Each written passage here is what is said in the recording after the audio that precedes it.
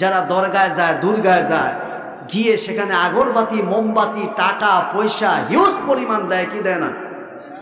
আপনি যে এই আল্লাহর ওলির মাজারে গেলেন, সেখানে যে আপনি টাকা দিলেন, গরু দিলেন, ছাগল দিলেন, আপনি বলেন আল্লাহর ওলি যে কবরে শুয়ে আছে উনি কি আপনার কাছে কাঙ্গাল হয়ে গেল? খাবারের অভাবে বুঝি মরে যাচ্ছে উনি? তা আপনি কেন সেখানে ছাগল দিচ্ছেন, গরু দিচ্ছেন, কেন দিচ্ছেন? তার মানে আপনার বিশ্বাস আল্লাহর ওলি কবরে শুয়ে না খেয়ে রয়েছে, এই জন্য একটু আলোর দরকার, মোমবাতি দিছি, খাবারের দরকার, ছাগল দিছি, গরু দিছি, এটাই তো আপনার বিশ্বাস, ঠিক কিনা বলেন? না হলে ওখানে দিবেন কেন?